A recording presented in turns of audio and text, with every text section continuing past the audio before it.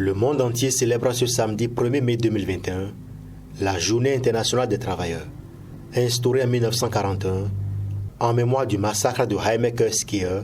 Le Bénin, à l'instar des autres pays du monde, commémore cette journée dédiée aux travailleurs.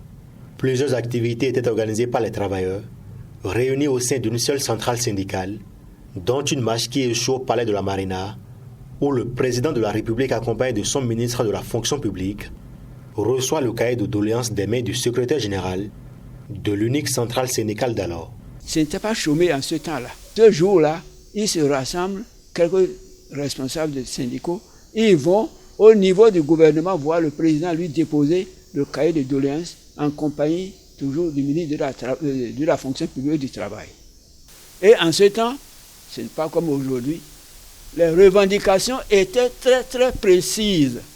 Ce n'était pas comme aujourd'hui, les syndicats vont allier 20 revendications et toutes de même importance, toutes de même priorité. D'hier à aujourd'hui, grande chose n'a pas changé dans la célébration de cette journée.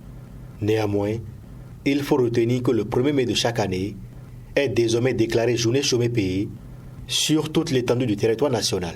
Lorsque le 1er mai arrive, chaque année, c'est que tous les travailleurs savent donc que c'est un jour de repos. Le gouvernement désigne toujours un lieu, un département où nous avons donc les manifestations officielles.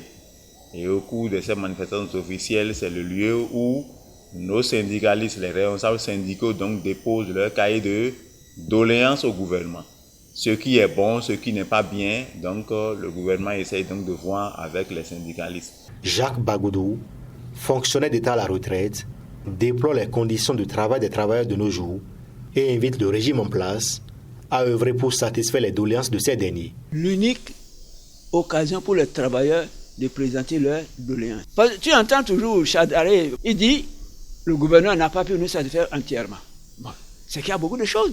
Donc ils doivent choisir les priorités parmi les priorités et exiger ça du gouvernement. Le gouvernement doit obéir. Je prie Patrice Talon, notre chef, de penser à cela. La vraie force, ce n'est pas la main en furie qui casse tout sur son passage, non. C'est le roc immobile qui résiste à tout. Il n'a qu'à poser des problèmes cruciaux, les déposer à la table du président et on va attendre la suite. La Journée internationale du travail reste une célébration au cours de laquelle les autorités administratives à divers niveaux se penchent sur l'amélioration des conditions de vie et de travail des travailleurs.